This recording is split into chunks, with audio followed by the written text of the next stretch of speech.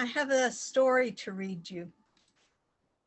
I'm part of a writing group, and this is what I wrote recently about what I think happens for me when I die.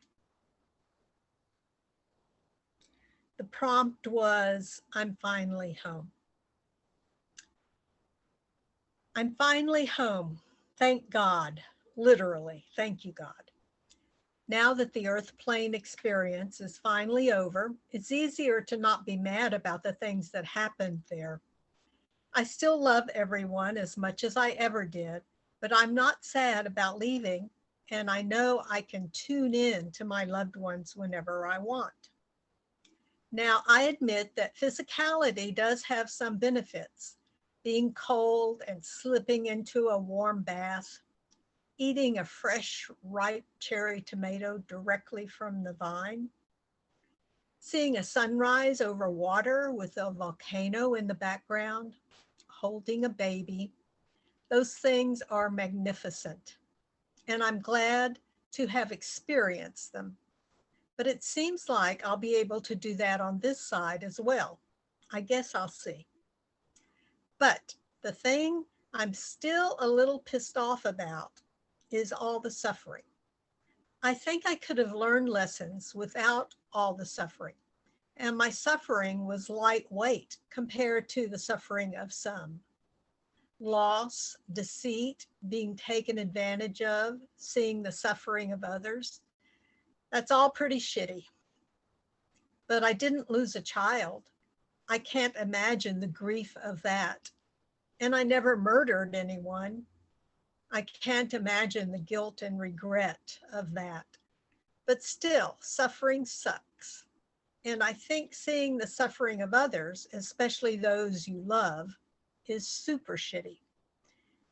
If you are all knowing intelligence, God, it seems like you could come up with a different, more gentle way for us to shift our perspectives or learn lessons rather than suffering. It's effective, yes, but it doesn't seem very kind to me. I will put some thought into that and see if I can come up with some alternative ideas. I already have some ideas of how I want to spend my time here. I know I want to be in a heavenly choir, and I want to create art and really lose myself in the feeling flows. I also want to learn how to communicate through the veil with those on the earth plane. If I can ease anyone's discomfort and be an example of life on the other side, I'd like to do that. Also, I want to trail a group of guides. I'd like to know what type of things they do and how they work with the person they're guiding. Of course, I plan to spend a lot of time soaking in the pools of faith, hope, love, peace, silence, and all is well. And I want to visit my beloveds, having a conversation with my father in a Parisian cafe, checking in on Uncle Mac and Aunt Bee. I want to also see what my mother is doing. I don't know if I'm ready to interact with her yet, but I'd like to check on her. She always had such a magical ability with plants and flowers. I wonder if she is using that there. And I want to learn about different kinds of life forms. For example, how do I talk to a whale? And do I have to raise or lower my frequency in order to see fairies?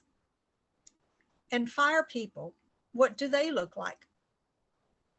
I'm glad I have eternity because, as you can see, I have a lot I want to be involved in. All in all, I'm thankful for my earth plane experience, except for that part about suffering. It's just really good to finally be home.